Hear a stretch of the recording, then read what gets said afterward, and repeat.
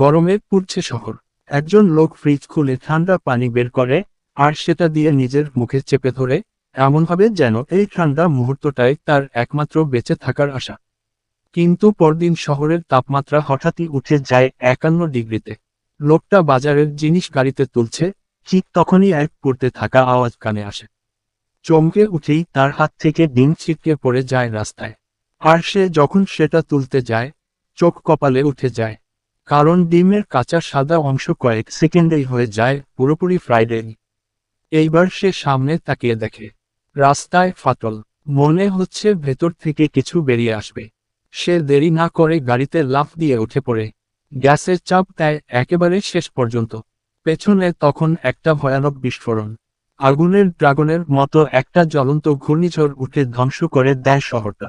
লোকটা প্রাণপণে চালাতে থাকে, অবশেষে শহর থেকে বেরিয়ে যায়। আর পেছনে তাকিয়ে দেখে পুরো শহরটা আগুনে ভস্মীভূত। যারা পালাতে পারেনি, তারা সবাই আগুনেই পুড়ে গেছে। কিন্তু সমস্যা এখানেই শেষ না। ব্রাজিলের সমুদ্রে এক প্রেমিক প্রেমিকা অবাক হয়ে দেখে আকাশছেড়া এক ঢেউ ছুটে আসছে। ঠিক তখনই একটা ঠান্ডা হাওয়া এসে সমুদ্রের ঢেউটাই বরফে রূপান্তর করে ফেলে। সেই ঠান্ডা বাতাস ছড়িয়ে পড়ে সারা সৈকতে। সবাই পালাতে চায়, কিন্তু পরক্ষণেই তারা বরফের মূর্তিতে পরিণত হয়। জাপানে আকাশ থেকে বিশাল বিশাল বরফের গ্লেসিয়ার পড়তে শুরু করে। সব বিল্ডিং, রাস্তা, সবকিছু গড়িয়ে যায়। আর মধ্যপ্রাচ্যের মরুভূমিতে ঘটে অবিশ্বাস্য ঘটনা। একটা বিশাল সুনামি মরুভূমিকে ঢেকে দেয়। উটগুলো পর্যন্ত ডুবে যায় পানিতে। এত কিছু কেন হচ্ছে? 2 বছর আগে মানুষ আবিষ্কার করেছিল এক সিস্টেম, যেটা হাজার হাজার স্যাটেলাইট দিয়ে পৃথিবীর আবহাওয়া নিয়ন্ত্রণ করে। সব কিছু ঠিকঠাক চলছিল, কিন্তু হঠাৎ সিস্টেমে দেখা দেয় ভয়ানক গন্ডগোল। যখন নায়ক আজু সিস্টেমে ঢুকতে চায়, দেখে তার অ্যাক্সেসই নেই। আর হেড অফিসের অফিসার আওয়ে র একই অবস্থা।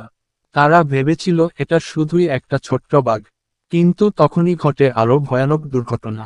একজন ইঞ্জিনিয়ার স্যাটেলাইট ঠিক করতে গিয়ে সোজা ভেসে যায় মহাকাশে। তখন বোঝা যায় বিষয়টা অনেক বড়, এর পেছনে আছে ষড়যন্ত্র। তাদের একমাত্র ভরসা ডেভিড, যিনি নিজেই পুরো সিস্টেমের ডিজাইনার। সে রকেটে করে ছুটে যায় মহাকাশ স্টেশনে। কিন্তু সেখানে গিয়ে যা দেখে, তা এক কথায় ভয়ঙ্কর।